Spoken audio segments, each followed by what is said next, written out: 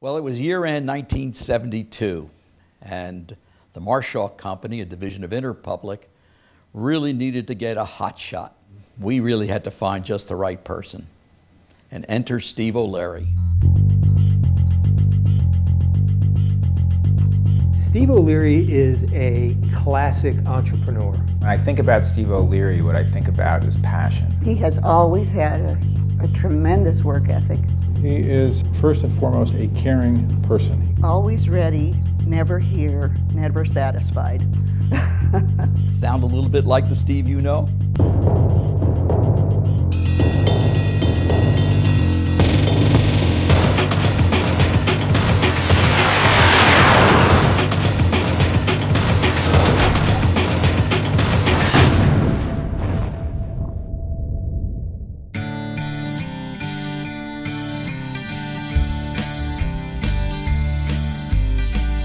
Steve O'Leary has always been what people call a force of nature.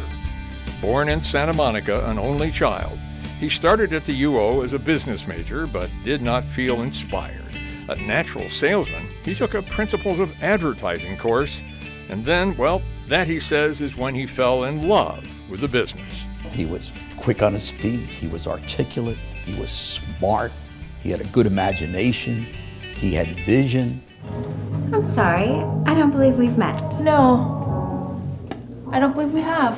How far do you want to go? I asked the Pledge Brothers in our class in the Theta Chi house to give me some feedback on Steve. And I said, give me 3 ways that you would describe Steve O'Leary.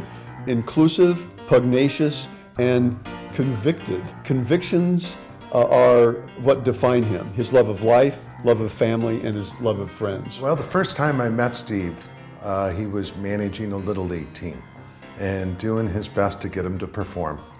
And you know, that's been the experience I've had with him working at the agency, making the most out of whatever talent's there. When I first met Steve O'Leary, he kind of was walking around a corner. I was visiting a friend of mine who was working here, and he had shorts on and a t-shirt. And somebody said, oh, there's Steve O'Leary, I want to introduce you. And I was shocked that this guy who was at that point had such a great reputation and legendary was just sort of bopping around the agency like one of the guys. And that really, I think, pretty much summarizes what he's all about. The new WD-40 No Mess Pen. What can you do with it? Okay, pal, vacation's over. Get this crate off my begonias. O'Leary was involved in student council and active in Theta Chi fraternity, and he really fell in love with elementary education major Patty Hearn. Well, at first I thought he was a little boisterous, California boy with a little bit of ego, but that went away real quick.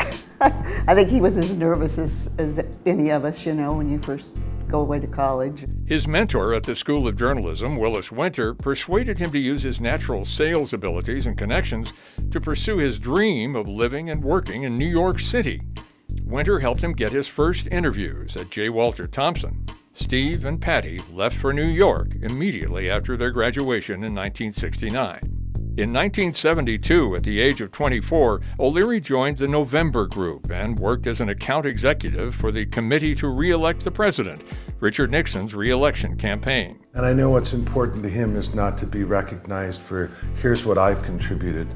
It's to say, why don't we all get on board, make sure you all come back, you all make a contribution, and exponentially we'll be able to contribute to the greater good. Well, I think it is that idea of to never stop asking questions, never be satisfied with where you are, that there's always more to learn, there's more to achieve, there are more lives to touch.